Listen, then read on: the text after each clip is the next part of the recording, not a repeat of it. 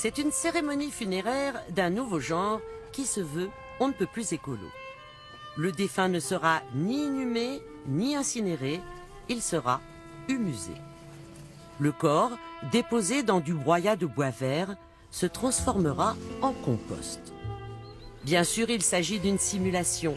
En France, l'humusation n'est pas autorisée, en Belgique non plus, mais ici, on l'envisage sérieusement. L'idée a germé dans la tête de Guy Bazin, passionné de permaculture. Cette technique agricole s'inspire des écosystèmes naturels et le compost y est essentiel. Ici, on met un maximum de matières organiques différentes. Les micro-organismes font leur travail, décomposent la matière et ça crée l'énergie, quoi. La chaleur dégagée jusqu'à 70 degrés peut non seulement chauffer une serre, mais aussi un corps pour aider à sa décomposition. On se rend compte du merveille de la nature et du recyclage naturel qui se passe dans la nature. Et surtout, ça nous amène à l'humusation. Co-fondateurs de cette technique funéraire, Guy Bazin et Francis Busigny n'ont à ce jour expérimenté l'humusation que sur des animaux. Après seulement 2 mois d'un compostage qui ne dégage aucune odeur, le corps d'un gros chien de 60 kg a presque totalement disparu. Tous les petits os sont partis.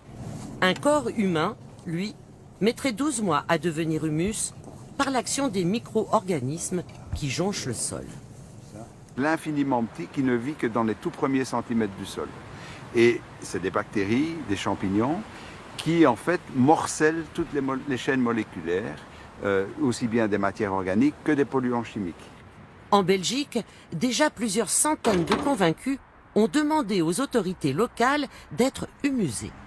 Face à cette mobilisation, la ville d'Autigny-Louvain-la-Neuve a donc envisagé d'aménager son cimetière.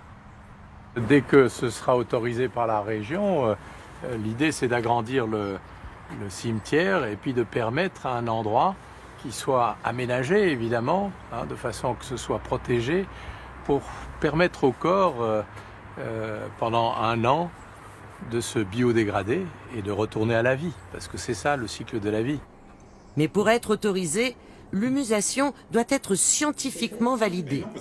Et c'est à l'Université catholique de Louvain qu'on a confié l'étude. Tout ce qu'on a toujours fait avec les dépôts humains, c'est toujours des processus où on voulait s'assurer qu'il n'y avait pas de risque de contagion, qu'il n'y avait pas de risque de diffusion de maladies, etc. Donc on est dans ce cadre où on a une attente aussi de ce que le processus ne présente pas de risque pour la santé humaine.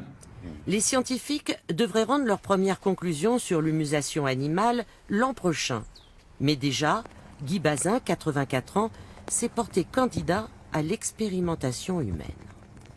Vous voulez retourner à la nature, Guy? Voilà, je suis prêt.